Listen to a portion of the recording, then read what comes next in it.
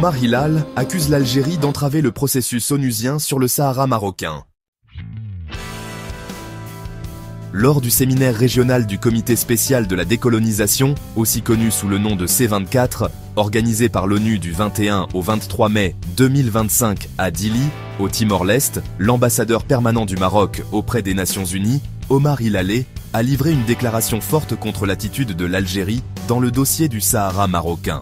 Devant les représentants de plusieurs États membres, des organisations internationales et des experts, il a tenu à clarifier la position du Maroc et à dénoncer, sans ambiguïté, le rôle de blocage joué par l'Algérie dans le processus politique encadré par l'ONU. Dans son intervention, Hilal a commencé par rappeler que le Maroc participe activement, depuis des années, aux efforts du secrétaire général de l'ONU et de son envoyé personnel pour parvenir à une solution politique réaliste, pragmatique et durable à ce différend régional. Le Maroc, a-t-il souligné, est fermement attaché à une solution fondée sur le compromis, dans le respect de la souveraineté nationale et de l'intégrité territoriale du royaume. Cependant, a-t-il insisté, ces efforts sont constamment minés par l'attitude hostile et rigide de l'Algérie. Cette dernière, selon Hilal, refuse de s'impliquer de bonne foi dans le processus des tables rondes, bien qu'elle ait été conviée à y participer par plusieurs résolutions du Conseil de sécurité, notamment depuis 2018. L'Algérie persiste à se présenter comme un simple pays observateur, alors même qu'elle abrite sur son territoire le groupe séparatiste du Polisario, qu'elle le soutient militairement, financièrement, diplomatiquement et médiatiquement. Hilal a dénoncé cette posture comme étant une hypocrisie flagrante et un frein majeur à toute solution négociée. Selon lui, l'Algérie ne peut pas, d'un côté, revendiquer un droit à l'autodétermination pour les populations sahraouies, et de l'autre, refuser de s'asseoir à la table des négociations en tant que partie directe au conflit. Il a accusé Alger d'avoir une responsabilité historique dans la genèse et la persistance du conflit, et de mener une politique d'hostilité permanente contre le Maroc. Il a ensuite souligné que le Conseil de sécurité a tourné la page du référendum d'autodétermination, jugé irréaliste et inapplicable, en raison notamment des divergences sur le corps électoral. À la place, l'ONU appelle désormais à une solution politique fondée sur le réalisme, le compromis et la durabilité. Dans ce cadre, l'initiative marocaine d'autonomie, présentée en 2007, est largement saluée à l'international comme une proposition crédible et sérieuse. Elle vise à doter les provinces du Sud d'un large degré d'autonomie sous souveraineté marocaine, tout en garantissant les droits des populations locales. Hilal a rappelé qu'à ce jour, plus de 116 pays soutiennent officiellement l'initiative marocaine. Cette reconnaissance internationale s'est également concrétisée par l'ouverture de plus de 30 consulats dans les villes de Laayoune et de Dakhla, émanant d'États africains, arabes, asiatiques et américains. Dans son discours, l'ambassadeur a également exposé les avancées économiques et sociales réalisées dans les provinces du Sud, mettant en avant les investissements massifs du royaume, le développement des infrastructures, l'épanouissement culturel, l'essor des énergies renouvelables et la participation démocratique active des citoyens sahraouis aux institutions marocaines, locales et nationales. Hilal a conclu en appelant la communauté internationale, et plus particulièrement l'Algérie, à faire preuve de responsabilité. Il a affirmé que la clé du règlement du conflit se trouve à Alger, et que seule une implication sincère, constructive et sans condition préalable de l'Algérie permettra de progresser vers une paix durable dans la région. Il a aussi mis en garde contre les conséquences de l'immobilisme et de la manipulation géopolitique sur la stabilité régionale, appelant à tourner définitivement la page d'un différend hérité de la guerre froide.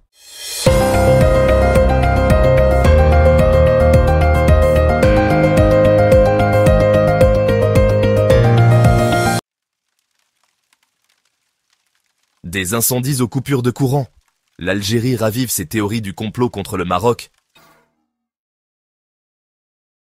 Au lendemain d'une panne d'électricité massive, survenue le 28 avril 2025 dans une partie de l'Europe du Sud, notamment en Espagne et au Portugal, les autorités algériennes, relayées par plusieurs médias publics, ont adopté un ton pour le moins surprenant. Selon leur récit, le Maroc serait directement impliqué dans cet incident électrique majeur. Ces allégations, qui ne reposent sur aucune preuve tangible, s'inscrivent dans une série bien plus vaste de théories du complot propagées par Alger ces dernières années et révèlent une stratégie de communication clairement hostile au Royaume du Maroc. À peine quelques heures après la restauration du courant en Espagne, plusieurs organes de presse algériens ont commencé à insinuer que la panne aurait été causée par des manœuvres suspectes venues du Maroc. L'idée avancée, sans le moindre début de preuve, serait que le Maroc aurait agi pour perturber l'alimentation énergétique dans la région, voire pour saboter des infrastructures européennes. Dans certains segments de ces médias, des journalistes et éditorialistes sont allés jusqu'à affirmer qu'il s'agissait d'un complot énergétique mené par le Maroc en collusion avec des puissances étrangères, dans le but de saper la stabilité énergétique de l'Europe méridionale.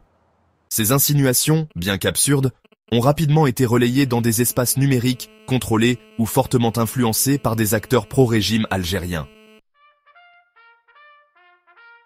Ce n'est pas la première fois que l'Algérie accuse le Maroc de complots absurdes. En août 2021, lors des incendies tragiques qui ont ravagé plusieurs régions de la Kabylie, les autorités algériennes avaient déjà pointé du doigt Rabat. Le Maroc avait été accusé, sans preuve, d'avoir été impliqué dans l'allumage volontaire des feux de forêt aux côtés d'un supposé triangle du mal composé du MAK, Mouvement pour l'autodétermination de la Kabylie, du Rachad, mouvement islamiste interdit, et d'Israël.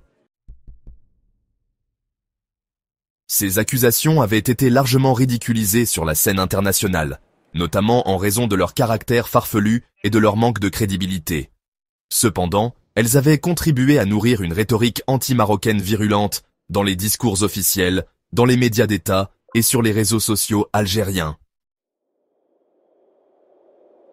Derrière cette rhétorique se cache une stratégie de diversion visant à détourner l'attention de l'opinion publique algérienne des véritables défis internes auxquels le pays est confronté. Crise économique persistante, chômage élevé, dévaluation de la monnaie, exode des jeunes et situation politique verrouillée par un régime militaire peu enclin à l'ouverture démocratique. En désignant un ennemi extérieur, en l'occurrence le Maroc, le pouvoir algérien cherche à créer un sentiment d'encerclement, d'agression et de cohésion nationale factice. Le Maroc devient ainsi un bouc émissaire idéal, utilisé chaque fois qu'un événement intérieur ou extérieur provoque la colère ou l'incompréhension de la population algérienne. Depuis la rupture unilatérale des relations diplomatiques, décidée par Alger en août 2021, les relations entre les deux voisins maghrébins sont au plus bas. L'Algérie a fermé son espace aérien au Maroc, rompu les canaux diplomatiques et renforcé ses positions militaires le long des frontières. Le conflit autour du Sahara marocain reste l'un des principaux points de discorde, Alger soutenant ouvertement et activement le groupe séparatiste du Polisario. Le Maroc, pour sa part, a adopté une position de retenue, tout en dénonçant fermement les provocations algériennes sur les scènes diplomatiques internationales, notamment à l'ONU.